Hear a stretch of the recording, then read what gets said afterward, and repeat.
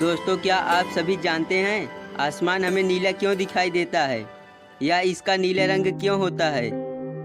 लेकिन सूर्योदय और सूर्यास्त के समय आसमान लाल एवं नारंगी क्यों होता है और अंतरिक्ष का रंग काला क्यों दिखाई देता है?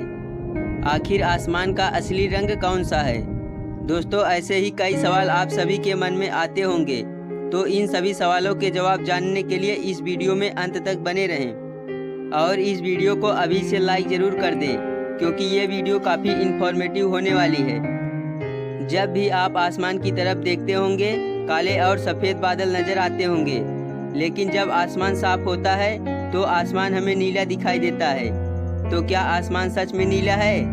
अगर नहीं तो ये हमें नीला क्यों दिखाई देता है? आपको बता दें कि आसमान का रंग नीला होने का एक सबसे मुख्य कारण हमारी पृथ्वी का वायुमंडल है। और शायद आप ये बात जानते होंगे कि पृथ्वी का वायुमंडल अलग अलग तरह के गैसों से मिलकर बना है और साथ ही साथ इसमें कई तरह के सूक्ष्म पदार्थ और धूल के कण भी मौजूद हैं। लेकिन इसके साथ साथ आसमान का रंग नीला दिखाई देने के पीछे सूरज के किरणों की बेहद खास भूमिका होती है। यानी पृथ्वी का वायुमंडल और सूरज की किरणों की वजह से ही आसमान नीला दिखाई देता है। वो कैसे, आइए जानते हैं। आप जानते होंगे कि सूरज के प्रकाश में 7 रंग होते हैं। सूर्य के प्रकाश में नीला, लाल, पीला, हरा, आसमानी, नारंगी और बैंगनी रंग होता है। लेकिन इन सभी रंगों की वेवलाइन अलग अलग होती है। सूरज की किरणें जब पृथ्वी के वायुमंडल से होकर गुजरती हैं तो ये पृथ्वी के वायुमंडल में उपस्थित गैसीय अणुओं से टकराती हैं। ये प्रकाश या तो इन कणों के आर पार हो जाती है या फिर इन कणों के द्वारा रिफ्लेक्ट या बिखेर दी जाती हैं। और इन सभी में सबसे ज़्यादा जो रंग रिफ्लेक्ट होता है वो है आसमानी, बैंगनी और नीला। और ऐसा इसलिए कि इन रंगों की वेवलाइन काफ़ी कम होती है। वहीं लाल, पीला, हरा और नारंगी इन रंगों की वेवलाइन काफ़ी ज़्यादा होती है और यही वजह है कि ये रंग काफ़ी कम रिफ्लेक्ट होते हैं। आपको बता दें कि सबसे ज़्यादा वेवलाइन लाल रंग की होती है और यही वजह है कि सूरज की किरणों में मौजूद लाल रंग रिफ्लेक्ट हुए बिना ही जमीन तक आ जाता है। लेकिन नीले रंग के साथ ऐसा नहीं है। नीला रंग वायुमंडल में मौजूद हवा के गैसीय अणुओं और धूल के कणों से रिफ्लेक्ट हो जाता है या बिखर जाता है और इसी वजह से आसमान नीला दिखाई देता है। लेकिन सूर्योदय और सूर्यास्त के समय आसमान लाल या नारंगी क्यों दिखाई देता है?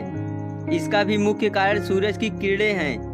होता यह है कि दोपहर के समय सूरज की किरणें सीधे धरती पर पड़ती हैं, लेकिन सुबह और शाम के समय इन्हें लगभग दोगुनी दूरी तय करनी पड़ती है।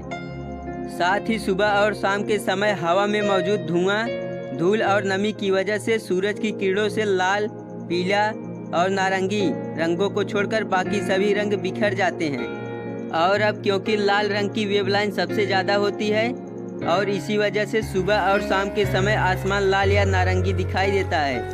अब सवाल आता है कि अगर आसमान हमें सूरज की किरणों की वजह से लाल या फिर नीला दिखाई देता है तो फिर आसमान का असली रंग कौन सा है? दरअसल आसमान का कोई भी असली रंग नहीं है। ठीक जैसे पानी का कोई रंग नहीं है, वैसे ही आसमान का भी कोई रंग नहीं है। ये तो बस सूर्य के प्रकाश, हवा और वायुमंडल की वजह से रंगीन दिखाई देता है। और अब सवाल आता है कि हमें अंतरिक्ष काला क्यों दिखाई देता है? ऐसा इसलिए होता है क्योंकि अंतरिक्ष में कोई भी वायुमंडल नहीं है जिससे सूर्य का प्रकाश बिखर नहीं पाता, जिसके कारण अंतरिक्ष काला दिखाई देता है। चलिए जाते जाते आपको बताते हैं कि स्पेस से पृथ्वी नीली क्यों दिखाई देती है। ऐसा इसलिए होता है कि पृथ्वी का 71% हिस्सा समुद्र से ढका हुआ है और समुद्र नीली प्रकाश किरणों को रिफ्लेक्ट करता है और इसी वजह से पृथ्वी नीली दिखाई देती है। तो दोस्तों, आपको काफ़ी अच्छे से समझ में आ गया होगा कि दिन के समय में आसमान नीला और सुबह शाम के समय लाल या नारंगी क्यों दिखाई देता है। तो दोस्तों, आज की वीडियो में बस इतना ही।